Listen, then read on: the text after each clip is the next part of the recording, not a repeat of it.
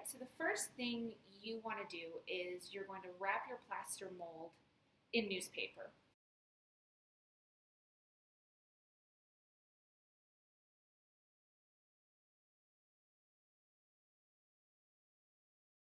If you don't wrap it in newspaper, then it's going to stick to your slab. So I'm just kind of wrapping it around.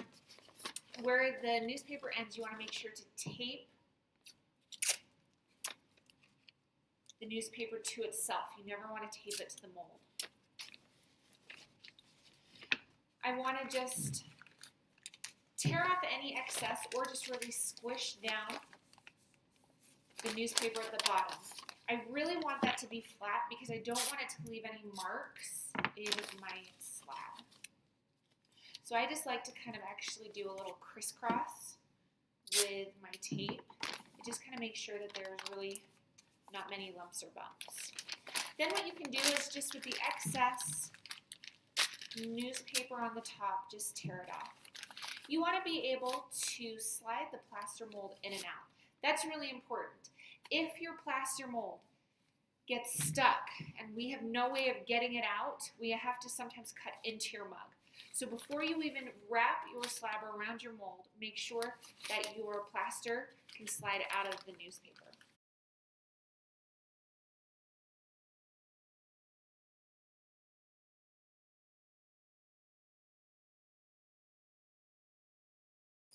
You want to have a slab that's about 1/4 inch in thickness. It's sometimes good to even have it a little bit thinner. That way it doesn't make your mug quite so heavy. But that 1/4 inch thickness is about where you want to be. So I like to just run over my slabs with a metal rib. This just kind of helps finish smooth anything out, any last lumps or bumps.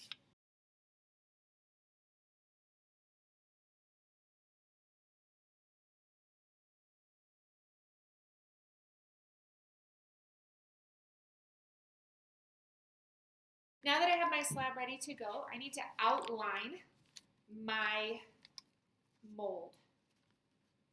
So you'll notice that it kind of rolls in a curved shape. So you want to kind of follow that curve, and I like to cut just a little bit extra on the top and bottom. That just kind of gives me some wiggle room. All right. Then I can just cut off the excess with my needle tool. And I just want to cut this edge straight. So once I'm ready, I'm going to wrap this slab around the mold, and then I'm just going to cut off the excess at the end.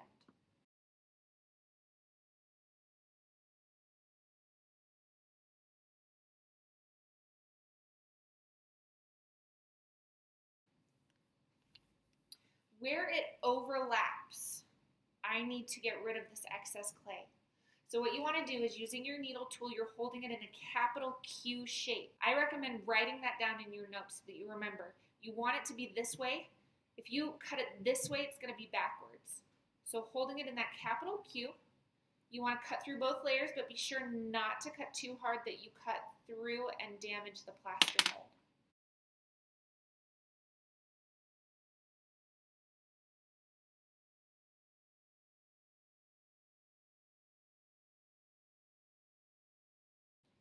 Now you're going to remove the excess. And you'll find that your slab fits together perfectly. Now you're going to slip and score this together. So you want your slip to be about the consistency of chocolate milk. And I'm just going to come through here and I'm going to score both edges.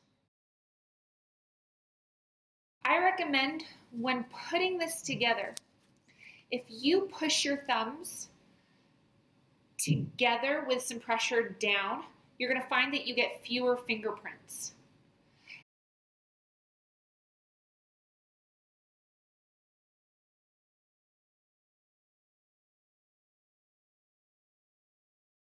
That's one of the difficulties of working with soft slabs, is that they're going to show up any lumps or bumps if you're not careful. So I'm just going to kind of push this together, and I really want to smooth that seam out. Now, if you used a slab with texture on it, you might find that you lose some of that texture in this joint, but it's really important that this joint is really secure. All right, once I have that joint attached, I'm just going to cut off the excess. Remember that these need to be 4 inches in height, minimum. You can have them taller, but you don't want them to be any shorter than that. So what I like to do is if I get a needle tool, before I cut the top, I like to just measure from the base, 4 inches, all the way around, so that I can make sure that it's even when I cut it. Once I'm ready to cut it, I can just join up those dot to dots and cut a nice, straight, even line.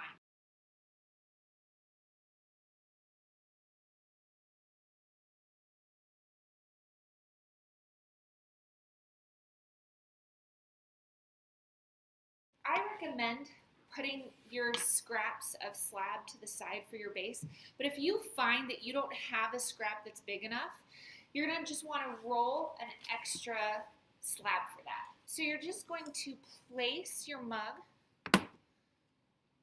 onto the slab, and using the needle tool, you're just going to carefully trace around. So now I'm going to cut this out. And I want to slip and score this onto the bottom of my mug. Something you want to consider is the more score marks you make, like if I score all the way through here, I've got to take more time to smooth it out because any of those cracks and crevices could be a breeding ground for bacteria. So I recommend just scoring the area that you need, kind of that 1/4 of an inch around the edge.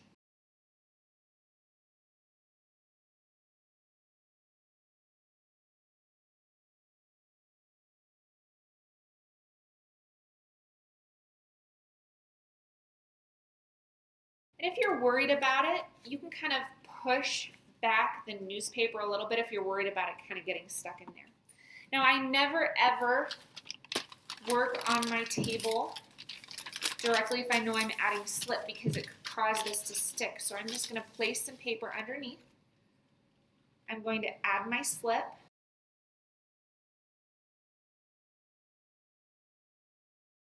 I'm going to add my slip on the bottom as well. And I'm going to place this onto the base. And I want to ensure that it's really attached well. So I'm just going to really take some time to blend all of this clay and kind of push it so that it really is securely attached.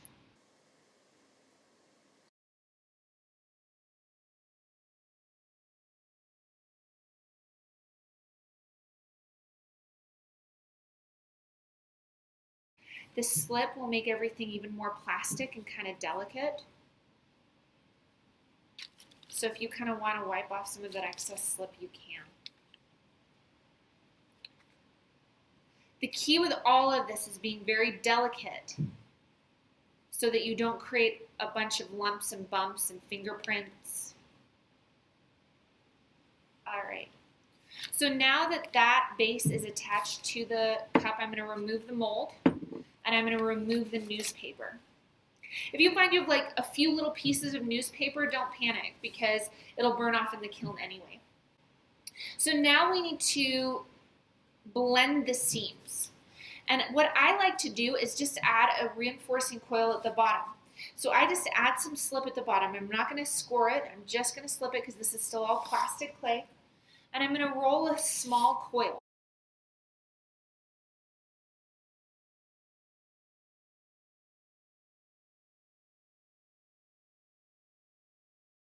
And I don't need the coil to be too thick because the thicker it is, the more I have to blend.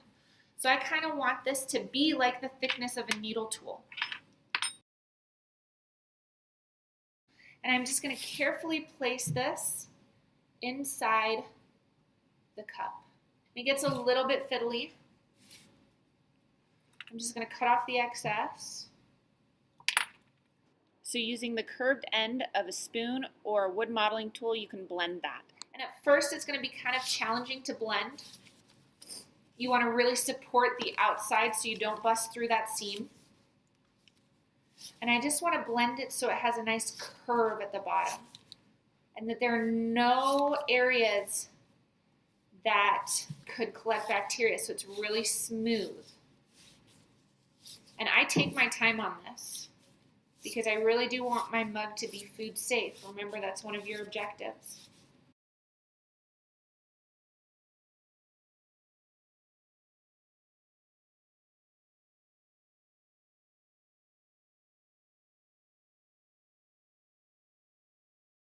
Once you kind of have everything as smooth as possible, so I just take a damp brush and I'm just going to smooth the bottom out with some slip, just to make sure there really are no lumps or bumps or cracks or crevices.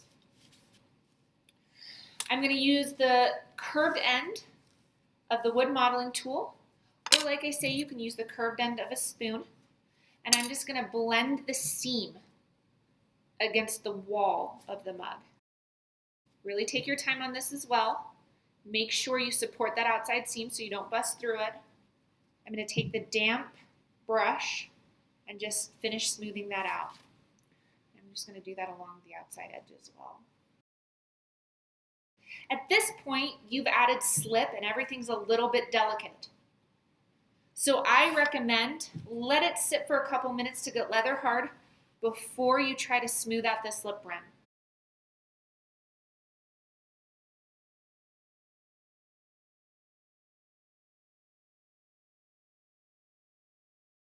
While you're letting it sit out, you could start building your second mug.